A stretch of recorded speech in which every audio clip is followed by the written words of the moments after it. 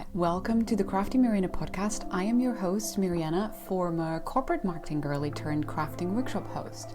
And if you ever thought, can my crafts actually make money? Then this is the show for you. Each episode, I share stories from creative entrepreneurs who dare to think a little bit different and went beyond the make and sell model, along with lessons from my own journey building a six-figure workshop business. You can expect honest conversations about what it really takes to build a creative business. So grab yourself a cup of tea and let's dive in. Awesome, and we are recording, and today we are here with Eva from Craftiful, which is a really awesome creative studio in, is it Surrey in the UK? In Surrey, UK. Sorry, yeah. Sorry, my accent. I wasn't sure how that is pronounced. And I met Eva just through social media. I don't know how I came across, but the algorithm just did its thing. And I've been following you for quite a while now, a few months. And yeah, it's been really awesome to chat with you about workshops and see what you're doing. Your studio is just a dream space, and Thank you. I'm very excited to learn a bit more about, I guess, the behind the scenes and how it all started and that kind of stuff. So I always feel like I don't do a very good justice introducing my guests because they're so awesome, and I just wish I had more to say, but I will pass it on to you and ask you to introduce, a little bit of yourself and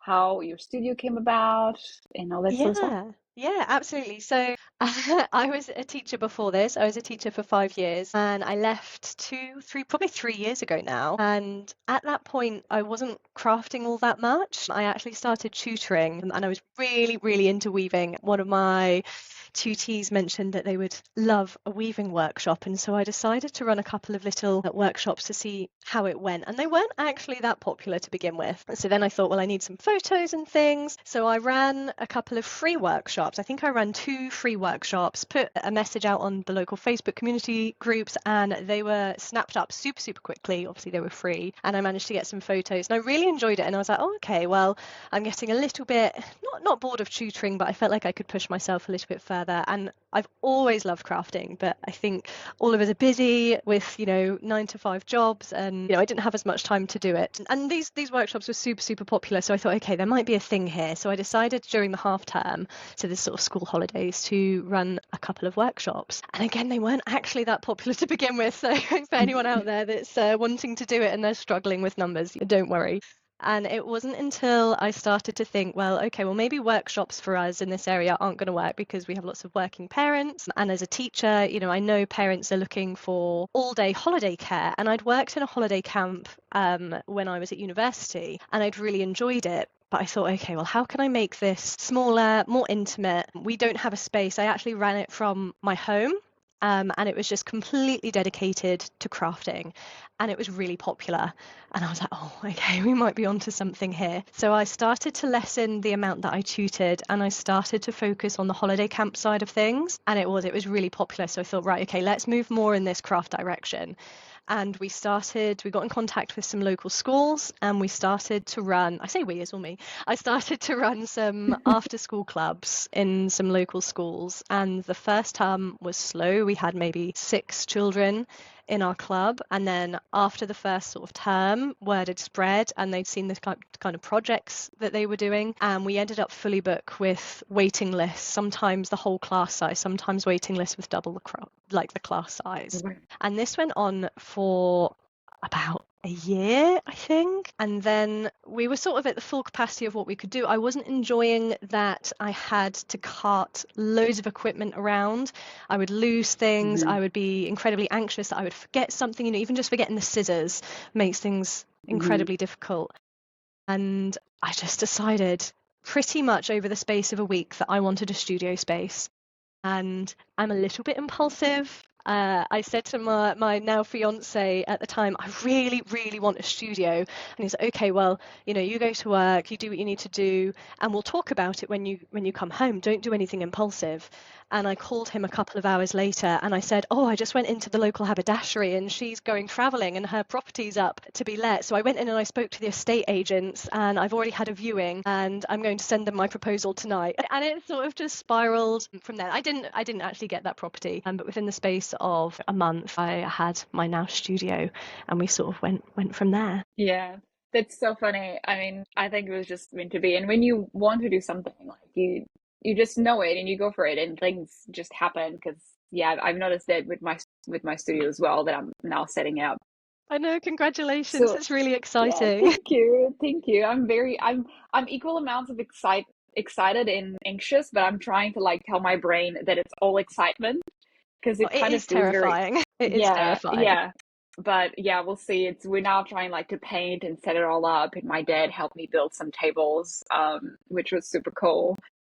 And yeah, we'll see. I feel like I have heaps of background work to do, like, I guess selling more workshops because now I have a physical space, while before sometimes I would go 1 week or two, like I would condense all the workshops into in one weekend, and then I would go 1 week or two without workshops, and now I'm trying to like, have workshops there every week. But anyway, this is not about me. So how long ago did you, I guess, start? Because you started and then a year later you opened your studio. So how long ago was that?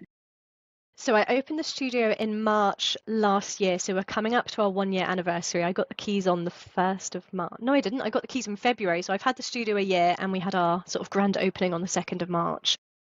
Yeah, wow. So we actually been running workshops at a similar amount of time, just, kind of different journeys, because I also started almost 2 years ago. Wow, that's so cool. That's pretty cool. And so you do mostly kids workshops? I would say we do a lot of adults as well now. Since I opened the studio, we do adults workshops every weekend and we do craft and sip nights and social nights and things.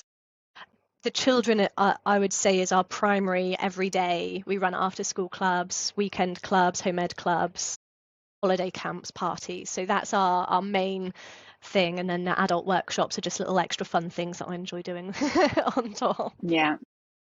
Yeah, that's so cool. Yeah, I've been talking with a lot of people that do. I mean, a lot of people. I think I was only one. You're the second person who does mostly children sessions. Because I've also interviewed Jessie from Jessie's Archer. She's also from the Yes. UK. Yeah, we follow each other. Yeah. And your businesses kind of like look kind of similar in a way. The kind of customers that you serve being mostly kids after school and holiday programs. It's something that I've only done a couple of kids workshops, never really like leaned that way because it's not like I don't really enjoy it. Yeah, But yeah, we'll see now. it takes a Yeah, special it's sort of patience. very, And I think because yeah, I was very a full teacher on. before, I think because I was a primary school teacher, I naturally went down the route that I was comfortable with. And so Yeah. working with adults terrified me. I was absolutely petrified. My first adult workshop, I was shaking and I felt sick and I jumbled up all of my words. I thought, what am I doing? They're just people. Why am I so nervous? But I feel so comfortable around children. Yeah, yeah, that makes total sense. I guess for me it's a bit of the opposite. I mean, I don't think I would be like necessarily nervous with kids, but I think because I've worked as a nanny, so I'm fine with like one or two kids. But a group of kids, I think I would just become so grumpy because it's just too loud, too many things happening at once, too messy. And I Oh, think I yeah. would just become yeah, I think I would just become a grumpy person. And then after a while, I would scream at a kid, which is awful. Like you cannot Oh, do yeah, that. it's not great. It's interesting about the messiness, but I actually find, unless you're working with really young children, I actually find that adults are messier because with our children, I think it's the teacher side of me. They help to tidy up. They want to be a part of that. Whereas with the adults, they're there to relax, and we encourage them to sort of leave everything as it is. So it's different. There's actually more to clear up after the adult workshops. Interesting. Interesting. I didn't even thought about that. Yeah, I guess you probably already have a really good background to manage kids, I suppose, because you come from a teaching background. Well, yeah, I don't, so I would be completely lost. But that's so amazing because you managed to leverage a little bit of the work you were doing before as a teacher into your business, which is really amazing because, everything that you can bring into a business, it's always helpful. So I guess if you're a teacher, I assume that you know, are pretty good at like designing the sessions, and how do you come up with like the projects that, like, how do you structure, you know, in a week, the kids that are coming through every day, are they like always the same kids and work on the same project, or is it always a different project? Like, could you like paint a picture of how things kind of go on a weekly Yeah. basis, I suppose? So we have the same children that attend our after school and weekend clubs, and they sign up in sort of termly blocks. And every half term, which is a 6-week period with a holiday in between, you know, the next 6 weeks, every 6-week period, they complete one project. And that's just so that they can really develop their skills, show progress, and just, you know, have a deeper understanding of what they're doing so that they can then apply those skills somewhere else. So we tend to typically split it into 3 sections. We have our youngest group, which is sort of year 1 to year 2 to year 3, and then our middle group, which are still primary age children, sort of year 4 to 6, and then our oldest group, which are secondary school children. And I try to do it so that each age group bracket does the same craft. It's because sometimes we have children that might need to attend a different class for various different reasons, and they can transition over. However, because I've been running them before, because I was running them before I had the studio, we have 2 groups, 2 after school groups that have been with me considerably longer than the other groups, and so they've already done some of the crafting activities. And although sometimes we do repeat things, we want there to be progression, we want them to build on those skills, and so we do have an after school club that does a different activity to the set week. For my own personal sanity, we try to keep it as streamlined as possible, so we don't have multiple different things. And it also makes cover easier. So if I, for some reason, can't attend something, we can have another teacher come in more easily and be able to support those children, because they've only got to, know the 3 different lessons rather than having 12 different lessons to learn.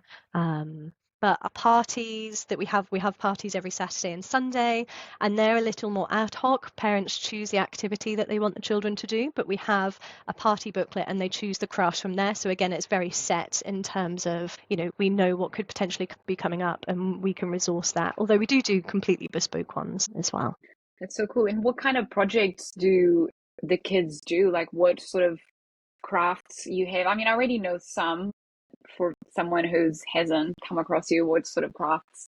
Oh my goodness, we do so many crafts. I can't even like reel them off to you, because at the moment we currently offer over 35 different crafts. Whoa.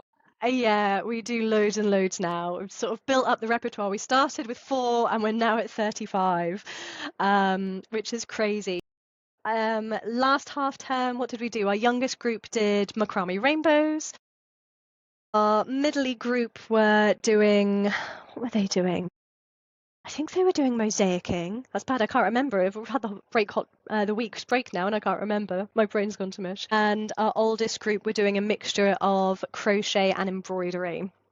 And then this next half term, so starting this week, our youngest are doing mosaics, but a very simplified version of mosaics. They won't be cutting tiles. Our middle group are doing an introduction to crochet, and our eldest group are doing basket willow weaving.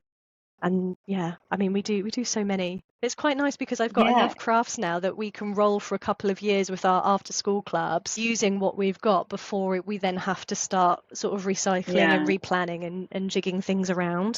Yeah. Wow. And do you do yourself like all those crafts? Yes. Yeah, I do. Wow. Self-taught. Almost all of them are self-taught. Not all of them, but almost all of them. I am a little bit one of those people that has a craft cupboard full of unfinished crafts. I become completely obsessed with something. I buy all of the equipment. I get really quite good at it, and then I forget about it and move on to the next thing. So this business has almost been able to support that, and the fact that I was going to do it anyway, whereas now I can use it and utilize it and enjoy it a lot more, and have a storeroom for all of the lovely craft supplies. Yeah, that's amazing. Hopefully I'll have a storeroom pretty soon as well, but I relate a lot with hoarding a bunch of materials that sometimes I just never touch them again, which is embarrassing. When I first created my felt flowers workshops, I thought that I was going to be doing like heaps of felt stuff, like felt fabric, so not like needling, but cutting sheets of felt and doing stuff with that. And so I ordered like boxes and boxes of felt. Oh, I can see where this is going. And And now I just have like materials for felt flower workshops for the next 10 years. Yeah, you're It's well because I stocked. also, yes, yes, because I also had ideas of doing like these wreaths with felt flowers, but that just didn't sell as well. And there were also workshops that they took quite a bit of time, so Yeah. I would have to charge them like slightly higher, and so they didn't sell as well. Yeah, anyway, I might try it at some point, but Yeah, we've done felt yeah. flowers, and actually, I found the same. It wasn't our most popular craft. They were beautiful, Hmm. but it wasn't the most Yeah, popular. Crepe paper flowers were really popular, but I think that was to do with we yeah, did a crafternoon tea and linked it to Bridgerton because we do quite a lot of themed events. yeah. That's so cool. Yeah, I don't do a lot of team stuff. I did mostly for Christmas. Did I do something for Easter last year? I can't remember. I feel like I did, but maybe I just like, advertised because it was on the Easter dates. Maybe I just advertised it as Easter themed and had like more Easter stuff, but wasn't necessarily because up until now, all of my workshops I run in other people's spaces, so I can't really decorate, Yeah, because I'm yeah. limited in that sense. But I think it's something I've grown to love as well. When I had the studio space, it wasn't something I planned to do. I didn't plan on doing themed events and these elaborate displays, and it just kind of happened. It started with some giant crepe flowers. I don't know if you remember seeing them last year. Oh no, I don't think you would have seen them, but we did some giant crepe flowers, paper poppies, and they were really popular. We had loads of people coming in, and then I was like, oh, do you know what? The new Bridgerton's coming out, and I love Bridgerton, totally and completely obsessed. And I also love the crepe flowers, and everyone else loves them. So let's sort of link them together. And so we decorated the studio with loads and loads of florals, like a wisteria hanging ceiling, and we did a crafternoon tea, and it was super, super popular. And I love doing it. And so every sort of holiday that we've had, I mean, we haven't had many, but we've decorated the studio. So at Halloween we did, what did we do? We did Harry Potter and sort of transformed the whole studio into the saw that. Harry Potter Yeah, I decor. saw that. Yeah, it's really Yeah, good and fun. I saw the Bridgeton one as well. Because I've never done a themed workshop like that, but way before I started with workshops, I organized like a Bridgeton themed like classical music concert, and I've just been like, where can I use the Bridgeton theme again? So that was really, really cool. I really like that. Yeah. Awesome. Are you doing anything for like Easter, or I guess Mother's Day is also next? Yeah, Mother's Day's our next thing. We don't have sort of themed, like we've gone down the floral route again, simply because I am a floral person. I love florals. Anything sort of spring and Fair summer enough. is my vibe. So we do loads and loads of workshops around the florals because I run things that I enjoy. So Mother's Day, we've got a family workshop for some UV resin flowers, and then we also have another That looks crafternoon. amazing. They're really great. Well, we try and I try and do things that are sort of different to what other local people were doing, and we were using a dip resin, but it's not particularly strong, and you're limited on the detail that you can go to in terms of colour. And there are a couple of other local artists who started running similar workshops, and so I thought, well, let's change it. We've changed the type of resin. We've gone for something slightly more elaborate, more colourful, more intricate, and that's sold Mhm. out really fast. That one's already sold out. And then we're also doing a crafternoon tea for textured art. So you've probably seen it. It's really big at the moment where you use the modelling paste and the palette knives. And I've been teaching myself how to do that for almost 2 years. So it's been a long process, Wow. sort of in terms of learning it and teaching myself, finding the right equipment, finding the pace. But yeah, I'm really excited for that. That's so exciting. I saw your resin flowers and I was just obsessed, like, oh my gosh, I remember seeing your photo and then I immediately started looking like, okay, materials. I need to do this. Let me Yeah. figure out the materials because I'm going to do this. And then I didn't order because I have to stop myself from ordering stuff because if I don't have the allocated time to actually develop this craft and then turn it into a workshop, I just need to like stop and not order a bunch of stuff. Yeah. But they look just so amazing. Like they just look so pretty. So that's amazing. That's definitely something that I want to. I mean, there's heaps of crafts that it's been in the back of my mind to do. And now with the studio and having some people help me with the workshops, hopefully will leave me some time to actually like do the fun part of figuring out Yeah. the crafts. Do you know, I have so many people that come into the studio and they're like, oh, you've got the dream job. You must spend all your time crafting. And I'm like, do you know what? I actually don't. I spend all my time planning and tidying and organizing things and running workshops that I don't get a huge amount of time to do much of Yeah. the crafting myself. But we always have examples for the workshops. And then in some of the workshops, I also join in whilst I'm teaching, which is quite nice. Yeah, it's a really funny, interesting sort of job or business, I suppose. And I guess we can move on to like the business side of things that I wanted to ask you. That people, like, I noticed that as well. I used to do a lot of crafting just for fun, and then when it became a business, now I do like every craft that I do. I mean, it's still fun, but I always, the craft that I'm doing is like, okay, how can I turn this into a workshop? Yes. Yeah. Which removed a little bit of the joy of just creating just for creating. But I mean, it is what it is. There's pros and cons.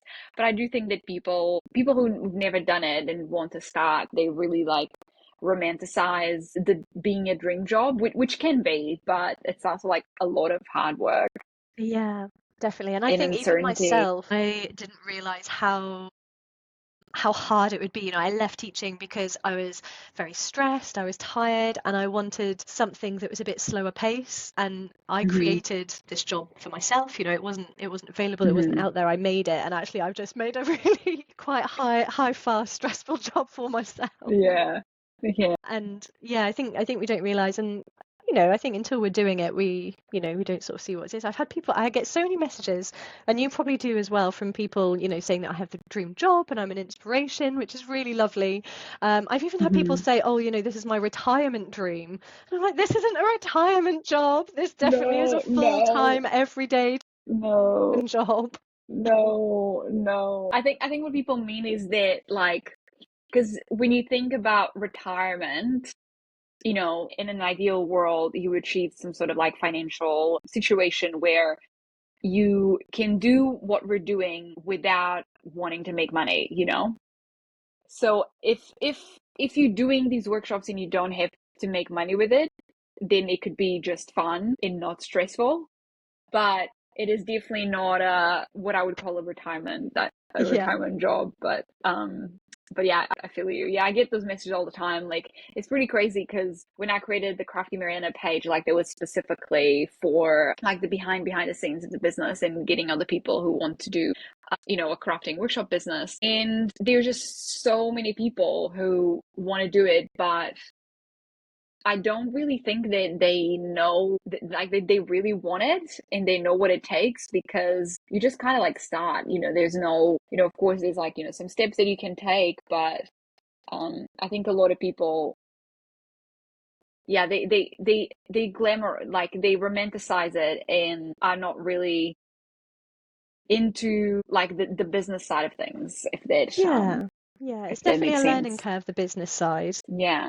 I don't see myself as a businesswoman. I am just a normal person, and we all have to learn as we go along. And I think like you, I get lots of messages from people, and they just want a step-by-step breakdown of exactly how to do it. How do you start? What are the exact steps that you took so that they can do it as well? And I empathize with that, because it is stressful, and it's you're in a place of dissonance for quite a long time in terms of how do you do it? What are the next steps?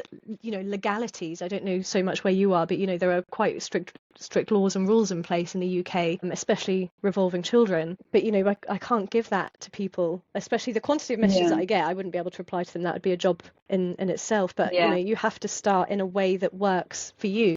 Running holiday camps from your house, although it worked for me, even though we only had 6 kids, because it's just not a huge house, but it might not work for someone else. Or going into schools and running clubs might not work in your area because it might not be something that's desirable. So you can't just copy and paste. You've got to find your own rhythm and your own way in. That is so true, and that's kind of what I tell my students as well, because I did create like a program that takes people through this process of creating their own workshops, selling them out. At the end of the day, every person's journey, everyone that comes into my online program, like, they all, first, in different locations, second, with different like backgrounds and journeys, and it's the kind of business and path that you can't really copy paste what someone else did. You can take best practices from here and there, and you can have some frameworks to do certain things, but at the end of the day, you just really have to roll up your sleeves and do what makes sense for you in your location, I suppose. Yeah, absolutely. And I think we're very lucky to be in the age that we live in, and we've got Google, we've got ChatGPT, we've got AI, and actually some of the questions I get asked, I'm like, Google it. You could literally Google that question. You don't need to ask me and wait for a reply. If you want to have your own business, and if you want to be successful in whatever way that looks like to you, actually you've got to put in the work, and you need to do the research, and you need to find those answers for yourself. And if you're expecting such a low level question to be answered by somebody else, then actually the likelihood is that, you need to work a little bit harder, and you've really got to go for it. Yeah, that is so true. I 100% agree. So in terms of this, like, topic of business, just to kind of have a bit more clarity in terms, so you quit teaching, and I guess you had like a period of doing some tutoring, and then you started the workshops, or were you still teaching when you started? So I was not teaching at all when I started the crafty side of it. I was teaching and then fully left teaching, and I was tutoring from my home, just very part-time. And then there was an overlap between the tutoring and the crafting side, especially as, I said, things weren't successful straight away. We weren't busy straight away. Mm-hmm. And I needed a regular income. We've got mortgage and bills to pay. So it was a slow transition. Yeah, okay. Yeah, because a lot of people ask me that side of things of like, if I had another job, or if I still have another job, or if I had another job, and how did I transition from a 9 to 5 to doing it full time. And I feel like I went a bit cold turkey, because I quit my job way before I started workshops, because I was just bored, and I'd freelanced before, so I kind of knew I could make money without having a fixed job. Yeah. But I'm always like really interested in figuring out like how people, because I don't recommend people doing that. Like if they have a job and they have like a mortgage to pay and bills, I don't recommend like, yeah, quit everything and go host workshops, because they could be, I achieved quite like good numbers with my business in a very short amount of time. But I think that's quite uncommon. Like usually you do take, even if it's just, 2 or 3 months to figure out, who you're serving, what Yeah. workshops are you doing that are going to sell out. Yeah, you've And I got to think find that's your flow and what you like, and I love crafting. I absolutely love it, and I think everybody who's interested in crafting should give it a go in whatever form that looks like. That wasn't my intention. I didn't see myself coming down this path, and I absolutely love it, and I couldn't think of anything better. But actually at the time I was planning on starting an online tutoring business, and I was going to have a tutoring empire. Yeah. And so I just, when I started going down that craft route, I just fell in love with it so much, and then it escalated from there. But you've got to sort of wiggle around and find what works. Yeah, totally. And how did you, because you mentioned that the first, few sessions that you didn't sell out very well. Do you mind talking a little bit more about like what did you change for your, sessions and workshops to start selling a bit more, and what do you do nowadays to fill your workshops? Yeah, I think the first thing was imagery. I didn't have really good images that looked appealing to the parents. I had images that might look appealing to the children, but actually the children don't book their own workshops. You have to appeal to the parents. The parents are the ones that book it. And so I went down the route of, right, who is more likely going to be booking these workshops? It's going to be mums. I'm looking for children this age. The mums are probably going to be, similar age to me, slightly older than me. What are they going to be interested in? And so I tailored the crafts around that. And that's when things started to change. And also the model of what we were doing. So I said that I started with a couple of workshops during the holidays. I had lots of people message me saying, we can't do this because I work. They would love to come, but actually we can't get them there. And so that's when I started to think about the holiday camps. And it took me a really long time, lots of almost sleepless nights, thinking about how am I going to make a crafty holiday camp? I want it to be all about crafts. I'm personally not sporty. The area that I live in is very sporty. We have loads and loads of sports camps. And I was like, there must be children out there that are similar to me, and actually they want to come to a smaller camp in a smaller, more intimate environment where they can do something nice and slowly and just get creative. And so we came up with a model of, because it's quite a long day, we came up with the model that they would complete 2 projects a day. They'd complete a large project in the morning, they'd have their lunch, and we'd head down to the local park at lunchtime, because children need exercise. You cannot have them inside all day. You can feel the energy from them after lunchtime. And then we'd also do another craft in the afternoon. So that was really the big turning point. And also the frequency that I was showing up on social media. So Facebook is our main platform. That's where most of our sort of sales come from. I post a lot on Instagram as well, and I have quite a healthy following on Instagram, but actually in terms of conversion, there isn't much going on over on Instagram from parents. Yeah. And so I started posting probably a lot more than I should do on the local community boards. I have had words with some of the community board leaders about the frequency that I post. And just, sharing things around, getting in touch with local schools. However, local schools are really hard. We sent out an email not that long ago to about 30, 40 schools, and we had a response from 2. Wow. So they are very difficult. And, as an ex-teacher, I fully appreciate that they are extremely difficult. They're extremely busy, and there are more important things for them to do than, send out our flyer, although we do pay them to send out the flyer. But what I found more so now is we actually don't contact the schools. We get in touch with the local PTA, which is the parents sort of association. They help and run things. And so we contact them and say that if they distribute our flyers or send it, on the school WhatsApp group, because parents are more likely to look there than on their emails, then, we'll happily give them a donation prize at Christmas when they ask for it for the local raffle. So I think, sorry, going back to your original question, because I've sort of strayed a little bit, I think imagery is really important. I think showing up on social media and being consistent. If you're going to run a holiday camp, and you need to run holiday camps regularly, you can't just run one and then not do it for 2 holidays and then run another one, because parents are looking for consistency, someone they can rely on regularly. And I think getting good feedback and flowing and listening to the parents was really helpful. We have children who have been with us since the very, very beginning, and they still regularly come to all of our things. Wow. Yeah, that's a really that's a really good thing. Like, business wise, that's really awesome, because repeat customers is literally what you want. Well, we've just had we've just had our February half term camps, and a couple of days we had almost all returners. We have groups of 14, and we only had 2 children that were new on there, so we've got a really high return rate. And which also just show, business wise, it's awesome, but also just shows that, like, your classes, your camps are really awesome, that kids keep returning, because otherwise they wouldn't. So that's Thank you. kind of really, really amazing feedback on its own. But wow. What's been kind of the most, everything that you said, like how you feel your workshops, I think it all makes total sense. Like, I totally, I used to work for a nonprofit that tried to reach out to schools, like Girl Guides, and I think you also have it in the UK. But I used to work for them, like doing marketing for them, and we're always like trying to reach to schools. And they're just so, I get it. Like, there's a billion companies trying to reach schools, because that's where you want to get them. But it can be so hard. But going straight to like the parents group, I think that's really, really smart. I never thought of that.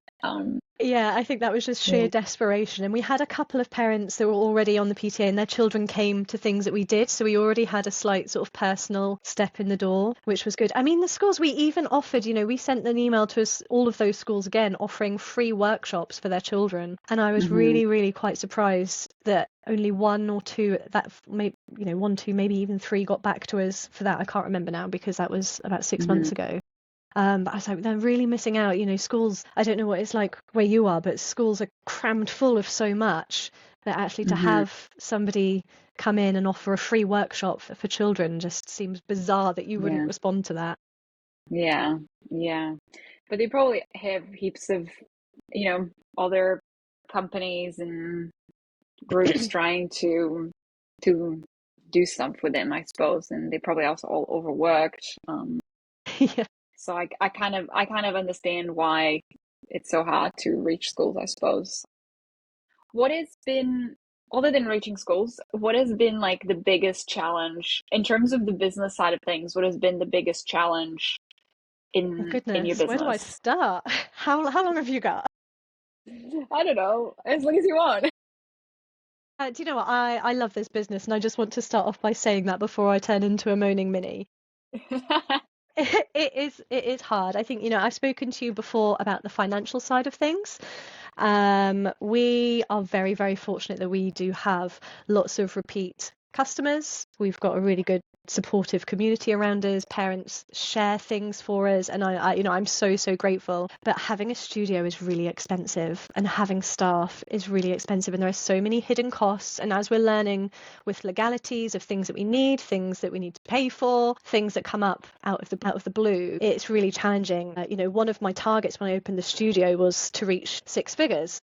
And I think lots of people have, to begin with, have the same thing. 6 figures seems like the absolute dream. Like, gosh, if I can get to 6 figures, I am making it. And we have reached 6 figures, and I haven't paid myself properly in about 3 or 4 months. So actually, although the studio itself is bringing in quite a substantial amount of money, it's also literally hemorrhaging money at the moment, and we are currently looking at how what we can do to try and fix that. But staffing costs are high, resources, because the workshops we do, we're not just doing paper and glue crafts, they are using expensive high quality resources, and then just other things, tax, national insurance, VAT, all of those things on top. So the financial side is a worry, because although we have businesses because we love what we're doing, but actually I think we have businesses to make money. We need to live. We've got bills to pay. We've got, of course. So there has to be there has to be a bit of a balance there. So we're working on that, but that has been, I think, probably the biggest stressor. And then the other one for me, and this is more for me personally, I'm not a particularly organised person. I never have been. I'm not very good at paperwork. And there is a lot of paperwork. Wow. So things like emails, I struggle to get back to people quickly enough on emails or actioning things, and things fall behind. But I've got things in place now. So I have a lovely lady called Kate who manages all of our party bookings and all of the inquiries there, and Ryan helps with a bit more now with paying invoices. Ryan's my fiance, and so we're putting things in place to sort of help with that. But that's been a very steep learning curve, and I've been very acutely aware of the fact that the paperwork side is not my strong point. I love organizing the workshops, but I'm not so good at managing. Yeah. Wow. How much, when you say paperwork, do you mean like admin of like paying a bill, or do you mean that you actually have like to file a lot of actual paper because you work with kids or something?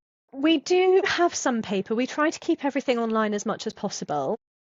We are currently going through a transition period to make sure everything is watertight legality wise. So we have just brought in a company who are going to be giving us ongoing support in terms of health and safety, staff employment, contracts, and basically all of the HR stuff, just to make sure everything's watertight. And that does involve having some paper, but we get bills through that are still paper, we get bills through online. And I think managing queries, we get so many emails every day, but then we also get Instagram messages, we get Facebook messages, we get messages on TikTok, I get text messages, I get WhatsApp messages, we get phone calls. So it's sort of coming from all different directions. And as someone who already struggles with their organization, sometimes I forget to put socks on, so I'm not going to remember to call you back. So it's just sort of trying to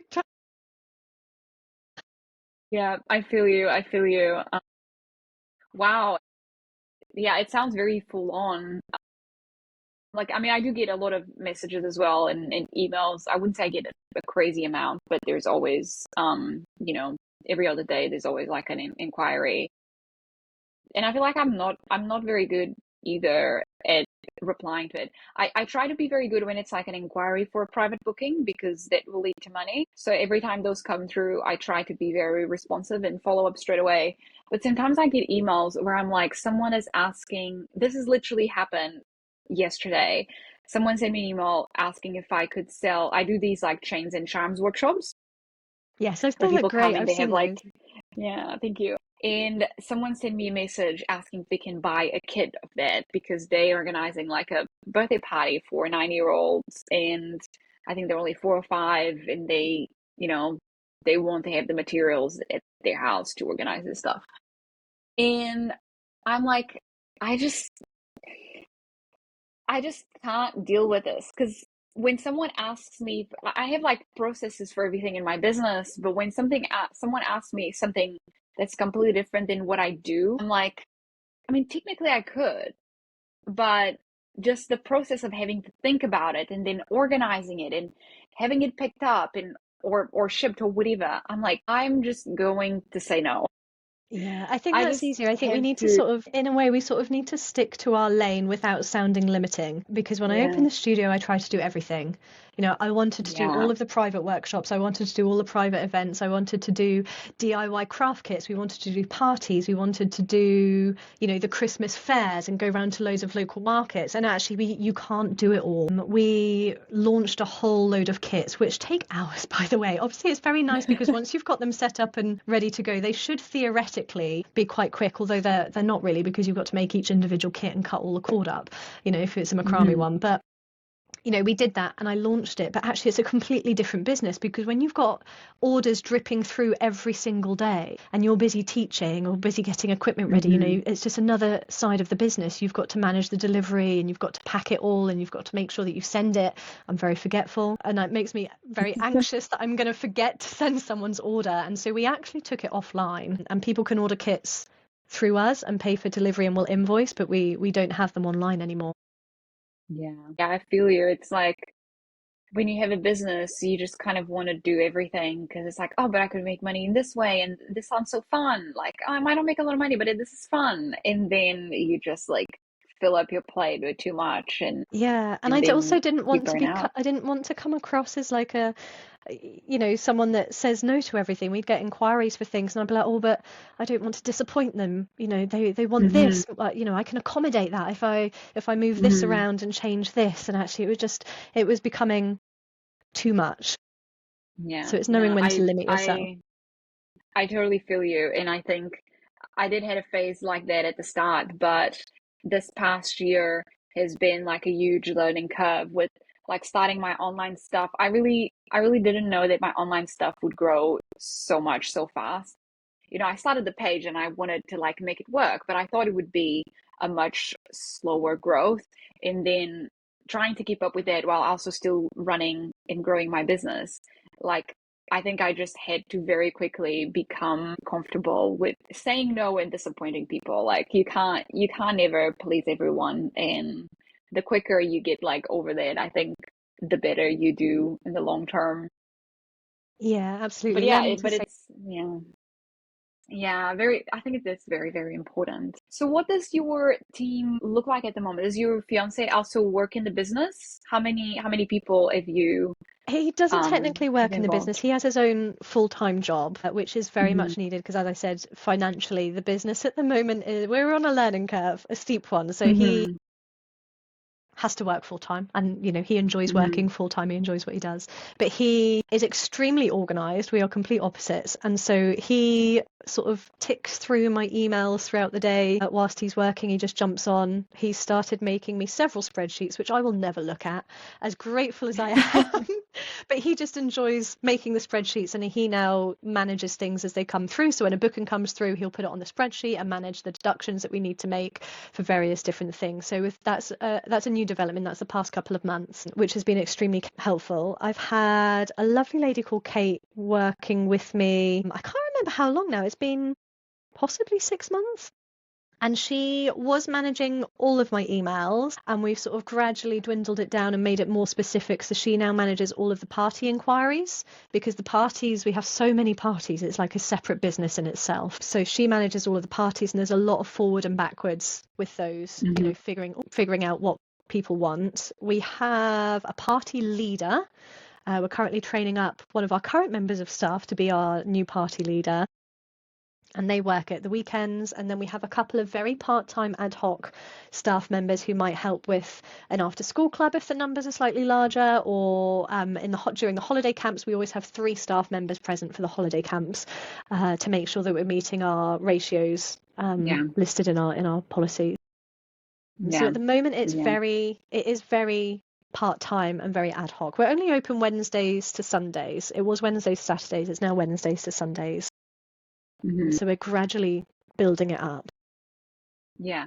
So the after school clubs that you do are only Wednesdays, Thursdays, Fridays.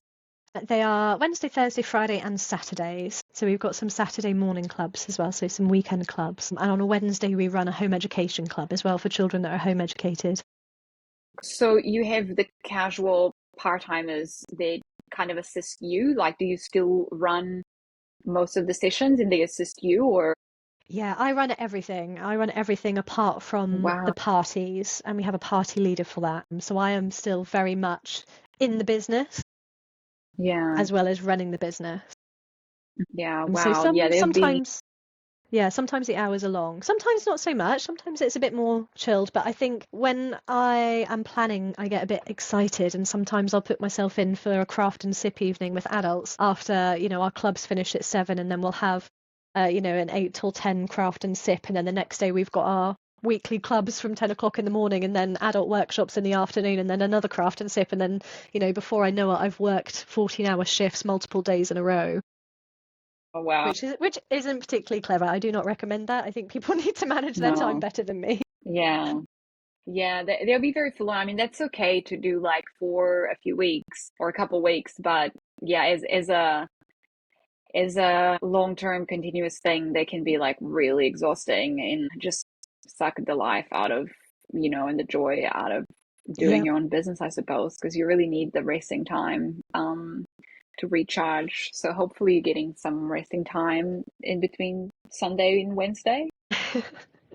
We try. But yeah, but I know but I totally I know that when you're not running the sessions, there is like a ton of work that needs to happen behind the scenes. So I was trying to figure out when you had free time and I couldn't quite figure it out. But I try and have Tuesday as an admin day. So Tuesday we don't have any clubs. I try and have Sunday and Monday as my non-working days, although quite often I will work because things need to be advertised or we need to do some extra things. But I try and have Tuesday as a set admin day, and then it gives me a little bit more leeway from Wednesday to Saturday because I know that I've caught up on some of the really important major things. I mean, obviously the admin is ticking through the whole time.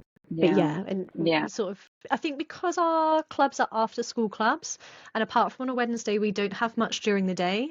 That's my time to prep things and get things ready because there's just so much to do. There's just so much more to do than I ever imagined. And I should have known. I was a teacher, so I should have known. Yeah. Well, it's always a learning curve. You live and you learn, and I'm sure you'll figure it out. And it'll be fine. I'm really curious about the financial side of things because I don't really love numbers. Um, because I wouldn't say I'm a numbers person at all, but I enjoy figuring out how the numbers can support a creative business and how can the numbers support the creative side of things. I mean, of course, you don't have to share all your finances because I know people sometimes don't like to talk about that, and that's totally fine. But I am curious about when you mentioned that your business is making six figures, but you're not being able to pay yourself. Do you might not know because as you mentioned, you're not very good at looking at spreadsheets, so you might not know, but you might have a gut feeling of is it because leases in the UK are super expensive, or hourly rates for you to have the help you need are also really high? For example, here in New Zealand, I found out that the price per square meter is insanely high. I compared it to the UK, to the US, and it's almost 5 times more expensive. So that was one of the reasons why it took me almost 2 years to get a studio. Also, hourly wages here in New Zealand are also quite high, but I find it to be okay because I work with everyone on a casual basis. So I don't really employ anyone on a fixed capacity. So I'm just really curious, whatever you want to share from the behind the scenes of your business, where do you think that your financial sort of bottlenecks or struggles are coming from, if you have any idea? Yeah, I mean, I'm happy to share. I won't share sort of exact numbers, but I can sort of give you percentage-wise of things. The rent is high, especially in Surrey. It's slightly further down south, and it is expensive. Just for perspective for people listening, the rent on my little studio is more than the full rent, the full mortgage on my house per month in terms of what I'm paying, and it accounts for about 10% of what's coming in each month, and that's before you have electric and those other sort of amenities before, afterwards. Bills, so it is extremely high. we have our after school clubs, which are our bread and butter, but with the number of after school members we have about 50 after school members currently. It is growing, but we are still very new. And our studio is ever so slightly out of the way as well. We're not right in the town centre. All of our after school clubs only cover the rent and electric. That's all that covers. So all of those hours, that's without resources. So that is a big thing. I wouldn't say it's the most major thing, to be honest. And I know lots of people in the UK will probably agree with this. I would say it's the tax and the VAT that is killing us. Because we went over the threshold, we've now had to start paying VAT on top of our tax already. Now, I'm not a whiz at this. I don't fully understand all of it, so forgive me if I do get anything wrong. But we are paying an additional 20% on everything. So that's our complete gross, 20% just on VAT. And as a service-based business, working with children and running workshops, we have to take on that ourselves. Usually you would put that onto your customers, but we can't do that. So that is where I think the majority of our money goes. And then the next would be staffing. So whenever we have money coming in, we put about 20% of everything, of our gross, into the staff bucket, because I've got little pots in my bank to go on staffing, and our staff are very, very part-time. Some only work 1 or 2 hours a week, so it's quite a high cost. And resources depend, but I'd say resources are probably maybe about 15% of maybe to sort of 10-15%, but all of those percentages add up. And I think as a new small business, and I said at the beginning, I don't see myself as a business owner. I am not business savvy.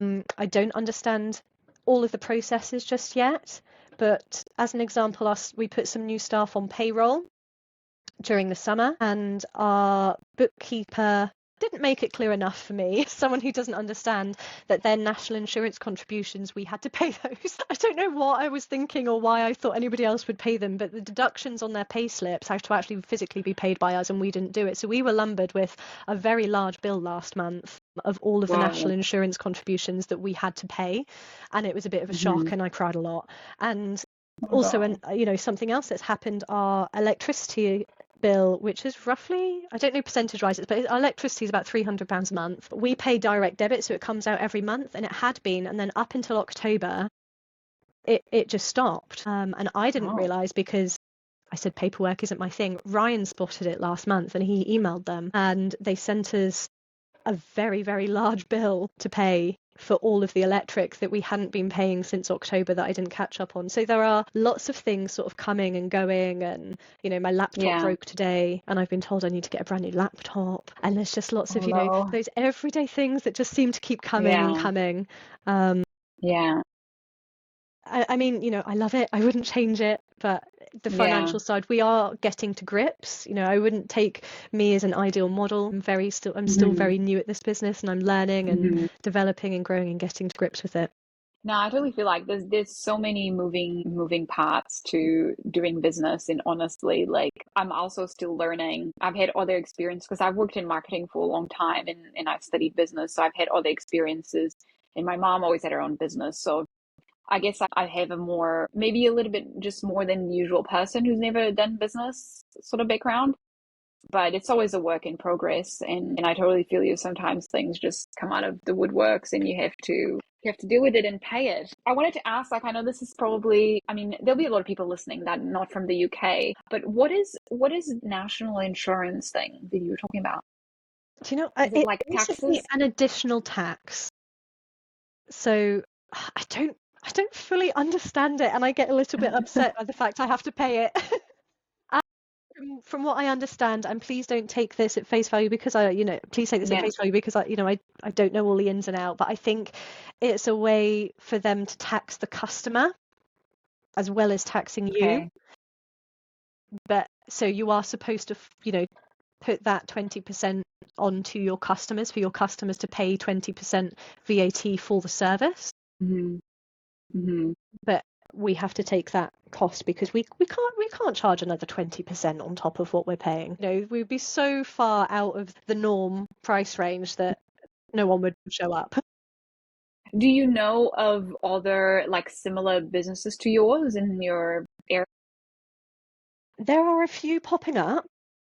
Mm-hmm. They don't do the exact same as us, so there are a couple that have been going for a long time. When I started, I wanted to be different. I didn't want to do the same crafts that Mm-hmm. other people were doing. I didn't want, we're lots of small villages locally, so I didn't want to step on anyone's Mm-hmm. toes, if you know what I mean. I didn't want to create Yeah. loads of competition, and so I intentionally chose crafts that other people weren't doing, Mm-hmm. and it just so happened that lots of them were ones that I didn't do anyway. But they were doing just ad hoc workshops here and there. Mm-hmm. I Mm-hmm. didn't know of anybody running after school clubs. I didn't know of anybody running creative holiday camps. There may have been, but I couldn't see any. But Mm-hmm. it's definitely something that's becoming more popular. There are a couple locally that have started doing after school clubs in some of the schools, which is great. You know, anything the children can do is fantastic. We, we have seen some things that are very similar to our model, but we are fully booked for all of our things, so we can't complain. Yeah, that's really good because when you mentioned here, we have in New Zealand a similar, I guess our similar thing to VAT is GST, which is very similar, but it's only 15%, so slightly less than what you guys do. And you also meant to on charge that to your customers. And I feel like I kind of do that, it's included in the price. I don't like charge an extra amount on the top of the price. But it can be really tricky because yeah, if you're increasing the price of your sessions because you're paying that VAT, but then it's not affordable by people. But if you mentioned that you always booked out, like I wonder if you can, even if it's only, even if you increase like a couple of dollars per person, because it's in a group of 10, that will be quite a big difference. So for people itself might not be a lot of difference because it's only a couple of dollars, but for you, it's a big difference. You know what I mean? Yeah, absolutely. Yeah, we Yeah. have increased, and I think I'm just hyper aware that our holiday camps every couple of holidays have increased Mm-hmm. price systematically since we started. Mm-hmm. And Yeah. that will naturally continue to happen. So we want to stay competitive, but we are already charging more than our Mm-hmm. local competitors, which we have to, because actually Yeah. say no hate against them, but say a football camp, for example, can have 30 children in a class with one teacher, and they've got footballs and Mm-hmm. cones that they reuse, whereas we have 14 in a group with 3 teachers Yeah. inside, and they use a huge amount of equipment. So in terms of Yeah. profitability, actually the model itself isn't Mm-hmm. the most amazing in terms of generating a high profit margin. Yeah, I both imagine. Yeah, yeah. Yeah, I guess that's what I figured as well with my kids' workshops and why I focus more on adults, because I find that here in New Zealand, yeah, it's quite, when I do a kids' workshop, it's very hard to get people to pay more than like $35 for a kids' workshop, while for an adult one, I can charge, upwards from 60 something. So the profitability in terms of like the kids, I know with kids stuff, you can also get away with like, using more recycled materials and more like paper and glue, that kind of stuff, which you don't. But yeah, it can be quite hard to get a good profit margin of kids. But you have your other stuff as well with the craft clubs and the adult stuff as well, right? do, Yeah, do you have a absolutely. Adult things every yeah, weekend. yeah, yeah, do you have a better margin on those? Yes, the adult workshops do have a better margin, and the staffing is Hmm. lower, because quite often it will just be me in a Hmm. workshop, unless we've got a very large one. It will Hmm. often just be me working. So they Yeah. are better. And actually, we were really lucky when we first opened the studio.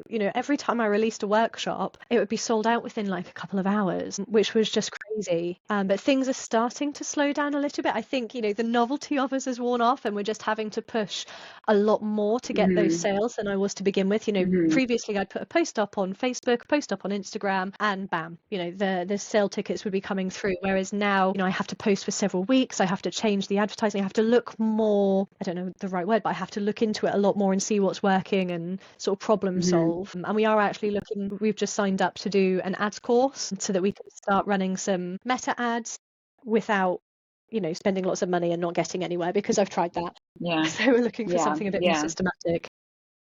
Yeah. You definitely kind of need to know sort of best practices and then know what you're doing so that you don't just like, boost something and then, just waste money because it's quite easy Yeah, to I've do. tried that.